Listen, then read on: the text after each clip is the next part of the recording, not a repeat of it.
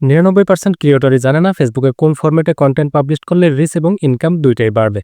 এজন্যই ফেসবুক এখানে বলতেছে Facebook is the all in on platform for every content format. অর্থাৎ ফেসবুক এমন একটি প্ল্যাটফর্ম যেখানে আপনি বিভিন্ন ফরম্যাটে কন্টেন্ট পোস্ট করতে পারবেন।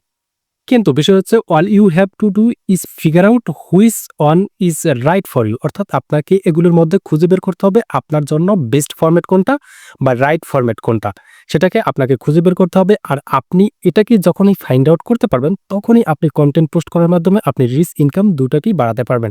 তো ফেসবুকের এই পোস্টের মাধ্যমে একটি ইমেজ শেয়ার করেছে যেখানে আপনারা দেখতে পারতেছেন Facebook the platform for every creator, এবং এখানে কিন্তু শুরুতেই রয়েছে টেক্সট পোস্ট।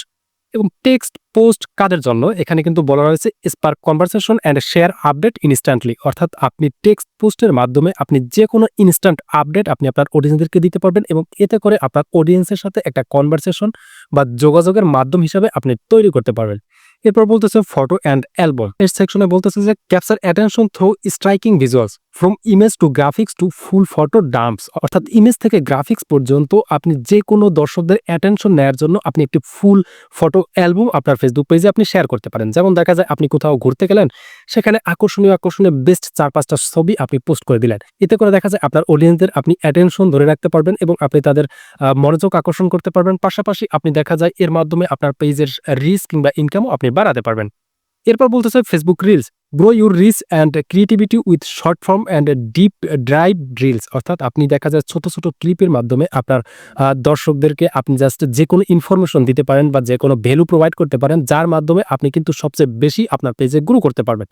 এবং আপনারা রিসেন্টলি জানেন রিলসের মাধ্যমে কিন্তু সবচেয়ে বেশি অডিয়েন্সদের কাছে পৌঁছানো সম্ভব। ফেসবুকে যারা কন্টেন্ট ক্রিয়েশন করেন তাদের কিন্তু রিলস ফরম্যাট থেকেই সবচেয়ে বেশি রিচ আসে, এবং এই ফরম্যাট থেকেই কিন্তু ফেসবুকের ইনকাম করার সবচেয়ে বড় অপরচুনিটি রয়েছে। এরপর হচ্ছে স্টোরিজ। স্টোরিজের মাধ্যমে share authentic everyday moments and engage your audience with polls and Q and As. অর্থাৎ এই স্টোরিজের মাধ্যমে আপনি দৈনন্দিন যে কোনো আপডেট ইনস্ট্যান্টলি আপনি আপনার দর্শকদেরকে দিতে পারেন, এবং এই স্টোরিটা 24 ঘন্টা পর্যন্ত আপনার অডিয়েন্সরা দেখে থাকবে।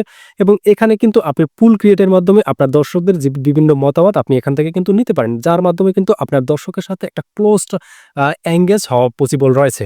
এরপর রয়েছে Facebook group build a dedicated community around your passion. অর্থাৎ আপনি আপনার যেই রিলেটেড কাজ করেন, আপনার প্যাশন রিলেটেড, আপনি যেই টপিকে কন্টেন্ট পাবলিশ করেন ওই টপিকে একটা গ্রুপ ক্রিয়েট করার মাধ্যমে আপনি দেখা যায় ওই রিলেটেড অডিয়েন্সের সাথে আপনি কানেক্ট হতে পারেন এবং একটা কমিউনিটি বিল্ড আপ করতে পারেন।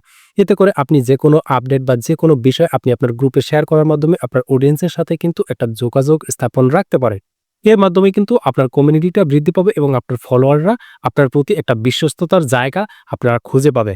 তো এখানে কিন্তু এই যে ফরম্যাটগুলো রয়েছে, এখন বিষয় হচ্ছে যে এই ফরম্যাটগুলো সম্পর্কে কিন্তু আমাদের প্রত্যেকেরই জানা রয়েছে যে ফেসবুকে ফটো, টেক্সট, স্টোরি গ্রুপের মাধ্যমে পোস্ট করা যায়, বাট এগুলো সম্পর্কে আমাদের অল ওভার সবারই জানা রয়েছে। কিন্তু সবচেয়ে বড় যে বিষয়টা এর ভিতর থেকে ফেসবুক বলতেছে যে all you have to do is figure out which one is right for you. অর্থাৎ এর মধ্য থেকে আপনাকে খুঁজে বের করতে হবে আপনার জন্য রাইট বা আপনার জন্য কোনটি বেস্ট ফরম্যাট, সেটাকে আপনি কিভাবে খুঁজে বের করবেন। এটাকে খুঁজে বের করার জন্য আপনি যে কাজটি করতে পারেন, আপনি জাস্ট দেখা যায় ডিফারেন্ট ফরম্যাটে আপনি কন্টেন্ট পোস্ট করবেন। দেখা যায় আপনি কখনো ফটো পোস্ট করবেন, কখনো টেক্সট পোস্ট করবেন, কখনো রিলস পোস্ট করবেন।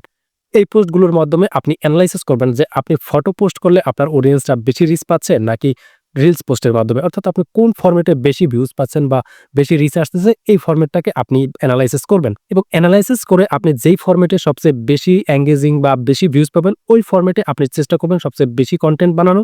পাশাপাশি বাকি ফটো, টেক্সট এগুলো কিন্তু আপনি সপ্তাহে বা দিনের মধ্যে কম বেশি একটা দুইটা করে দেওয়ার চেষ্টা করবেন। এতে করে আপনার ডিফারেন্ট ফরম্যাটের অডিয়েন্সের সাথে আপনার কিন্তু কানেক্টিভিটি বৃদ্ধি পাবে। তো আশা করি পুরো প্রসেসটা বুঝতে পেরেছেন। এই সম্পর্কে যদি আপনার আর কোনো প্রশ্ন জিজ্ঞাসা থেকে থাকে সেক্ষেত্রে নিচে কমেন্টে জানিয়ে দিতে ভুলবেন না। এছাড়াও পরবর্তীতে এরকম আর ইম্পর্টেন্ট ভিডিও পাওয়ার জন্য আমাদের ফেসবুক পেজে ফলো দিয়ে ইউটিউব চ্যানেলে সাবস্ক্রাইব করে রাখবেন।